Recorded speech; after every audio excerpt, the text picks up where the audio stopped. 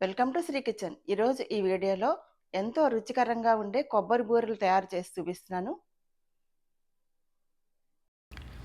కొబ్బరి బూరెలు తయారు చేయడానికి ముందుగా ఒక బౌల్ తీసుకుని 200 గ్రామ్స్ పెసరపప్పు తీసుకుంటున్నాను.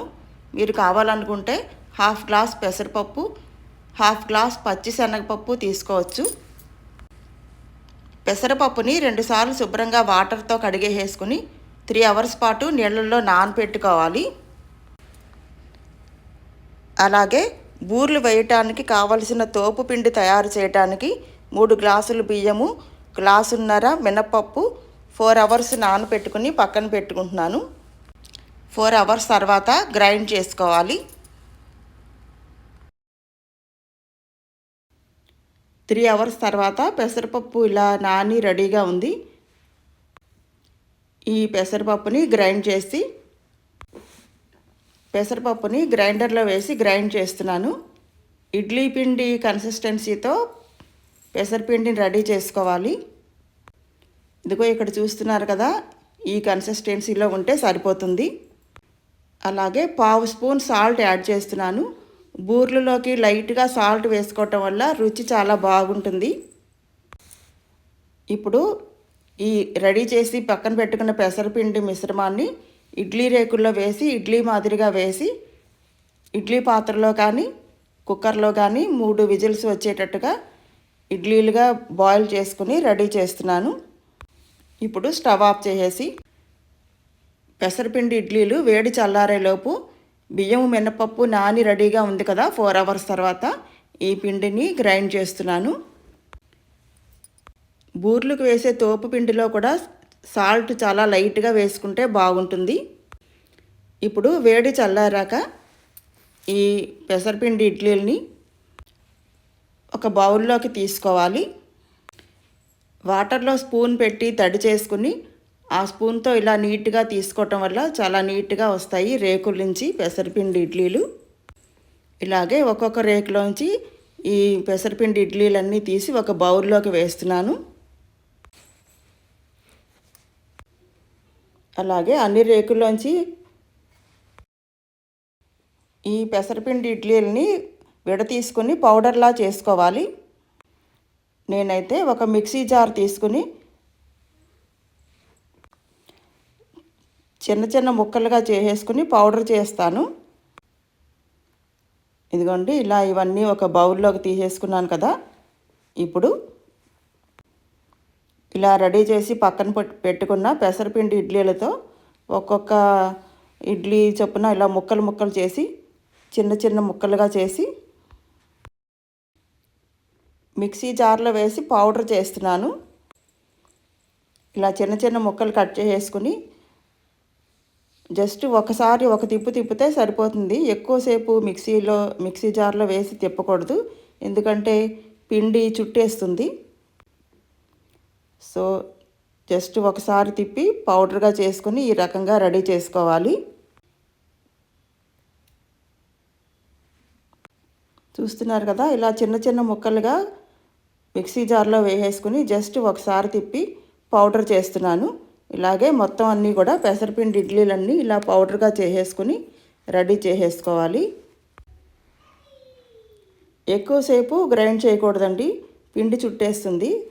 సో జస్ట్ ఒకసారి తిప్పి ఇలా ఈ రకంగా పౌడర్ చేసుకుని రెడీ చేసుకోవాలి. చూసారు కదా, ఎంత చక్కగా విడివిడిలాడుతూ ఇడ్లీ పిండి అంతా విడివిడిలాడుతూ చక్కగా వచ్చింది కదా. ఈ మిశ్రమాన్ని అంతా నేను పంచదార పాకం పట్టి బూర్లు వేస్తాను. ఇప్పుడు స్టవ్ ఆన్ చేసి ప్యాన్ పెట్టుకుని ప్యాన్ వేడెక్కుతుంది కదా, ఇప్పుడు పంచదార వేసి పాకం తయారు చేస్తున్నాను. 1 గ్లాసు పెసరపప్పుకి గ్లాసున్నర పంచదార వేస్తున్నాను. అలాగే 1 కప్పు వాటర్ కూడా వేసుకుని ఈ మిశ్రమాన్నంతా మీడియం ఫ్లేమ్ మీద పెట్టుకుని పంచదార కరిగే వరకు ఇలా కలుపుతూ పాకం పడుతూ ఉండాలి. 1/2 స్పూన్ ఇలాచీ పౌడర్ కూడా వేసి కలుపుతూ ఉండాలి. పంచదార కరిగాక ఉడుకు పట్టడం స్టార్ట్ అయ్యే టైంలో మనం ముందుగా రెడీ చేసి పక్కన పెట్టుకున్న పెసరపప్పు మిశ్రమాన్ని ఈ పాకంలో వేసి కలుపుకుంటూ లో ఫ్లేమ్లో పెట్టుకుని కలుపుకుంటూ అంతా కలిసేటట్టుగా రెడీ చేసుకోవాలి. ఈ మిశ్రమాన్నంతా కలుపుతూ ఉండాలి. ఇలా పంచదార పాకం అంతా వచ్చి పెసరపిండి మిశ్రమము ఇదంతా కలిపి ఉడుకుతూ చాలా రుచిగా ఉంటుందండి బూరెలు వేసుకున్నప్పుడు. ఇలా ప్యాన్కి పట్టుకున్నదంతా కూడా వదిలేసి దగ్గర పడుతూ ఉండాలి. బూరెలు వేసుకోవడానికి ఉండ చుట్టుకోవడానికి మనకి కన్సిస్టెన్సీ సమానంగా వచ్చే వరకు ఇలా దగ్గర పడే వరకు ఈ మిశ్రమాన్ని అంతా స్టవ్ మీద లో ఫ్లేమ్లో పెట్టుకుని కలుపుకుంటూ ఉండాలి. చూసారు కదా, ఇప్పుడు ప్యాన్ నుంచి విడిపోయింది.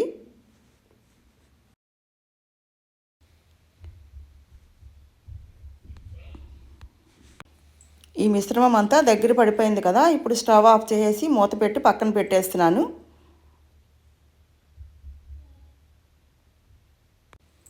ఆ తర్వాత స్టవ్ ఆన్ చేసి ప్యాన్ పెట్టుకుని ప్యాన్ వేడెక్కాక నెయ్యి వేసి నేతిలో కొబ్బరి తురుము నేతిలో వేయిస్తున్నాను. పచ్చి కొబ్బరి నేతిలో వేయిస్తున్నాను. మీరు కావాలనుకుంటే డ్రై కోకోనట్ ఎండు కొబ్బరి పౌడర్ కూడా వేసుకోవచ్చు. నేనైతే ఇక్కడ పచ్చి కొబ్బరిని నేతిలో వేయిస్తున్నాను. కమ్మటి నేతి వాసన కొబ్బరి వాసన వచ్చి చాలా మంచి సువాసనతో గుమగుమలాడుతోంది. ఇలా వేగిన పచ్చి కొబ్బరి మిశ్రమాన్నంతా ముందుగా రెడీ చేసిన పెసరపప్పు ఈ మిశ్రమంలో కలిపేసుకుని అంతా సమానంగా కలిపేసుకోవాలి. స్టవ్ ఆఫ్ చేసేసానండి ఆల్రెడీ. ఈ పచ్చి కొబ్బరి తురుము కూడా ఈ పెసరపప్పు మిశ్రమంలో వేసేసుకుని అంతా సమానంగా కలిసేటట్టుగా కలుపుకోవాలి. మీరు ఇంకా కొంచెం తీపిగా కావాలి అనుకునే వాళ్ళు ఎక్స్ట్రా పంచదార యాడ్ చేసుకోవచ్చు. నేనైతే ఒక 3-4 స్పూన్స్ వరకు పంచదార ఎక్స్ట్రా యాడ్ చేస్తున్నాను. మీరు కావాలనుకున్న వాళ్ళు మీ తీపికి సరిపడా పంచదార యాడ్ చేసుకోవచ్చు. ఇప్పుడు ఈ మిశ్రమాన్నంతా సమానంగా కలిపేసుకుని కొంచెం కొంచెంగా పిండి తీసుకుని నిమ్మకాయ సైజులో బూరెలు వేసుకుంటే బాగుంటుందండి. సో కొంచెం కొంచెంగా పిండి తీసుకుని బాల్స్ లాగా ఉండల్లా తయారు చేసుకోవాలి. ఈ రకంగా నిమ్మకాయ సైజులో బాల్స్ లాగా తయారు చేసుకుని ఈ మిశ్రమాన్నంతా ఇలా బాల్స్ వేసుకుని ఒక ప్లేట్లోకి రెడీ చేసుకుని పక్కన పెడుతున్నాను.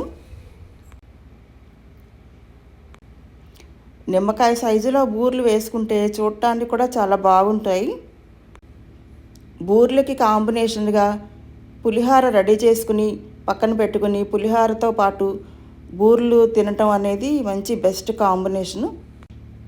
చాలా రుచిగా ఉంటాయి. బూరెలు వండుకోవటం అనేది చాలా శుభప్రదం అండి. ఎందుకంటే శుభకార్యాలందు, అకేషన్స్ అప్పుడు, పండగలప్పుడు, ఇంకా విజయదశమి పండగలప్పుడు, దసరా నవరాత్రుల్లో, పౌర్ణమి రోజుల్లోనూ, ఇంకా అమ్మవారికి పూజలు చేసినప్పుడు నైవేద్యం పెట్టుకోవాలనుకున్నప్పుడు బూరెలు చేసుకుంటూ ఉంటాం కదా. ఈ బూరెలు చేసుకున్నప్పుడు కంపల్సరిగా పులిహోర కాంబినేషన్గా చేసుకుని తినటం అనేది చాలా బాగుంటుంది. చూసారు కదా, ఇలాగా అన్ని బాల్స్ లాగా ఈక్వల్గా ఒకే సైజులో అన్ని బాల్స్ రెడీ చేసేసాను. ఇప్పుడు నేను ఇవి బూరెలు వేసి చూపిస్తున్నాను. కొబ్బరి బూరెలు వేయటానికి స్టవ్ ఆన్ చేసి ప్యాన్ పెట్టుకుని ప్యాన్ వేడెక్కాక ఆయిల్ వేసుకుని ఆయిల్ కూడా వేడెక్కాక ఇలా ఒక్కొక్క బూరి చొప్పున తోపు పిండిలో ముంచి ఇలా కవర్ చేసి నెమ్మదిగా వేసుకోవాలి. ఇలా ముందుగా అన్ని బాల్స్ రెడీ చేసి పెట్టుకున్నాం కదండి.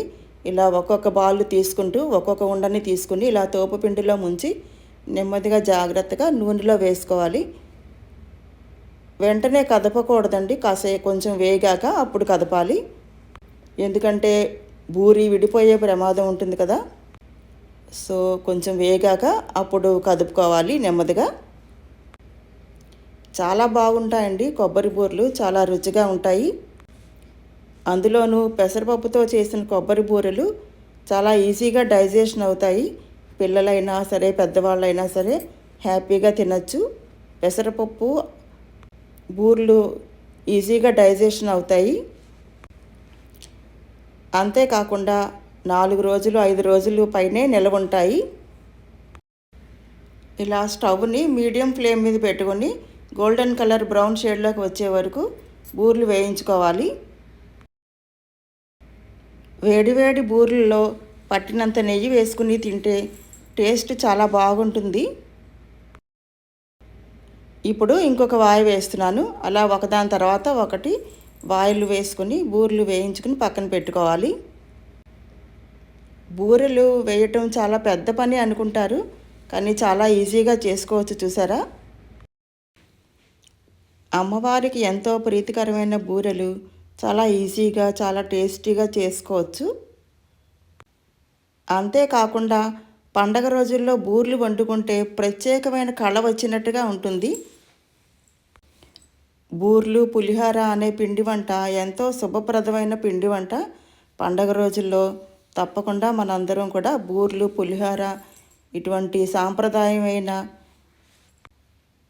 రుచికరమైన పిండి వంటల్ని తప్పకుండా చేసుకోవాలి. అదేంటి, ఈ రకంగా ఒక్కొక్క వాయ బూర్లన్నీ వేసేసుకుని పక్కన పెట్టుకుంటున్నాను.